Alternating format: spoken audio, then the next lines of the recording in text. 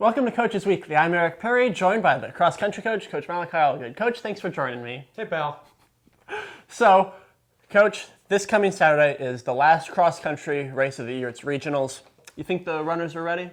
Well, pal, I definitely think that it's been a long season, not necessarily from a standpoint of they're ready for it to be over, but from a standpoint of the cumulative body of work. I think we have prepared as much as we can possibly prepare. The focus this week has been on attacking everything we do like a workout in preparation for Saturday, and then really just having the right mindset going in and not necessarily expecting too much, not necessarily expecting too little, just be willing to challenge ourselves continually throughout the efforts tomorrow. Okay. And then is this course one that any of your runners have raced on before? Yeah, pal. Actually, we raced on it on September 28th. The last time we were there, it was about 25 degrees warmer. Was not a phenomenal race for a lot of people, not just on our team, but just across the board. But it's a golf course. It's well run. It's flat. This will be the third time the school is hosted at that course this year. So everything is ripping and ready to go. They have some familiarity, and for those that were not as satisfied the last time they laced them up at that course, they are kind of coming into it with a little bit of a chip on their shoulder too. Okay. And how much of a difference do you think that 25-degree difference will make? I think it's going to make a ton of it. I mean, they've really been locked in on that. Oh, it's going to be 55 degrees and feel like 45. What we try to have runners understand is when you are at the height of aerobic activity, it's going to feel about 20 degrees warmer. Okay. So a lot of distance runners especially will thrive in that 40 to 50 range. So at their maximum body heat, they feel like it's 65, 70 degrees outside. Whereas you start getting into the 70s, everyone, us normies, if you will be like, oh, I love this. Like, it's sunny, it's 70, I don't have to worry about wearing an extra layer. And then the runners are out there feeling, oh, we got it's 90 degrees. So I think overall the temperature is going to play a huge factor, both physically and mentally. If they know it's going to be cooler, there's going to be a little bit less of that apprehension, up until the gun goes off. Okay, gotcha. And then since this is the last cross-country race, after that you switch gears to track. Is it kind of weird for you as a coach, since you spent the last several months doing cross-country, to just go track season now?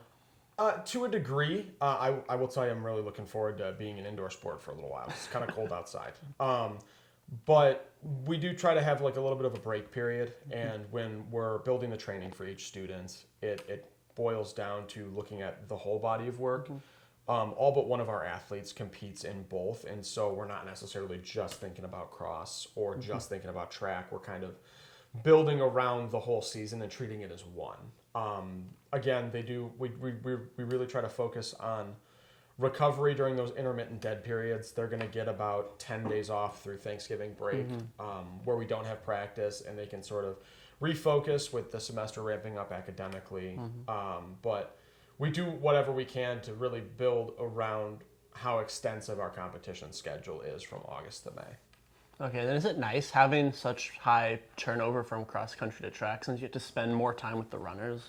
I think, well, it makes my life a lot more direct and a lot easier, and it means I get to have a little bit more face time with the student athletes. It benefits them significantly more because they're training with a group of students and a group of teammates that they're going to have the whole year. It's not like we lose half of the team that doesn't do track, right? It's, hey, we're doing this workout now in September. We're going to be doing a similar workout or something with a similar purpose in February too. Like, there's a little bit more of like a brotherhood and a sisterhood around it because they all know they're in it for the long haul. Gotcha. And then as a coach, what do you prefer coaching more, cross-country or track? So track is easier for me to coach in some regards because I don't have to run around. I can stand in one spot and just yell. I would say I'm always going to lean a little bit more towards cross. I think there is a unique aspect to each race just because the courses are never the same, and there is a very heavy tactical and strategic component in cross country, right? Every race is a team race, and you have to use your surroundings to your benefit, whereas in track, it's always flat and it's usually a circle, very rarely a square. Good to know, good to know. Well, I think that's all the questions I have for you this week. So once again, thank you for joining me. I've been Eric Perry. This was cross country coach Malachi Allgood, and we'll see you next time on Coaches Weekly.